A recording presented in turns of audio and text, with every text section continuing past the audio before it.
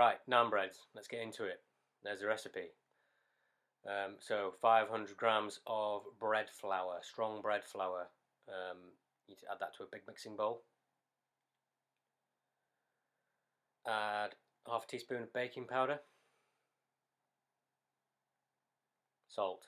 Let's get some salt in there, 10 grams. It's a lot, but you need it. Okay, so we're gonna, and here I'm using fresh yeast, but you can use packet yeast. We're putting that into 150 ml of warm water, ideally body temperature, 37 degrees. And we're going to leave that and let it foam up.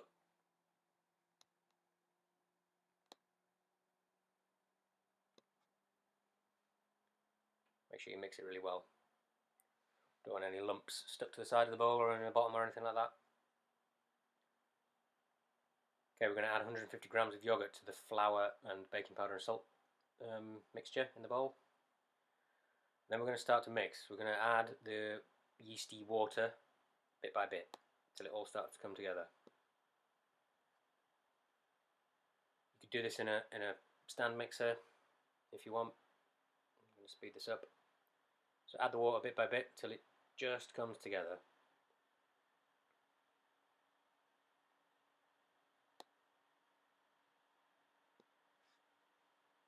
A little bit here, a little bit there.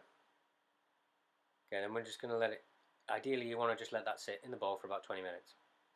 Let the flour do its magic. Okay, tip it onto ideally a flat surface with lots of flour. I say a flat surface, ideally not a chopping board, but if you have to, you have to. Okay, you need to knead this for quite a while, between 5 and 10 minutes, depending how vigorous you are, I suppose. Speed that up. Leave it a little bit tackier. You don't want it too dry. Don't try not to overflour it. It wants to be fairly wet still. Stick it in an oiled bowl. So just tip a bit of oil into a bowl, rub it around with a kitchen paper. Leave that to proof for an hour. Ideally in a warmish place. Should have doubled in size. Okay, so we're going to knock this back and we're going to portion it up. You can, if you've got the time, you can knock it back again, let it rise, and then portion it up. But I've just done it once in this time. And I'm going to portion this into 7 equal lumps like this. I'm going to let this prove again for another 30 minutes. It should double in size like this.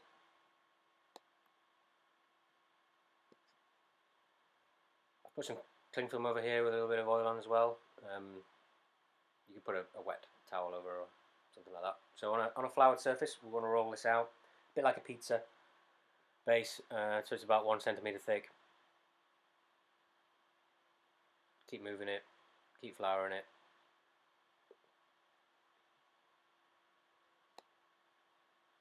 Okay, we're going to cook. We're going to take your frying pan, we're going to get it really hot, really hot. Again, high smoking point oil, rapeseed oil I've used here. And we're just going to chuck it in, like that. Spread it out a bit. Leave it for about, well, a minute and a half. You want the colour. Bubbles should start forming on top like that.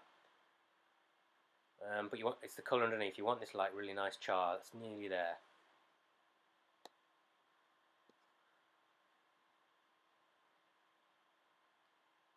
Yeah, that's it. Turn it over. It should puff up a little bit more. You probably need the extractor on. It's going to get a bit smoky in the kitchen here.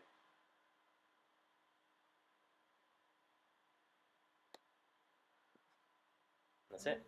We're going to serve those brushed with melted butter. Finish with some chopped coriander and serve with the curry. All done.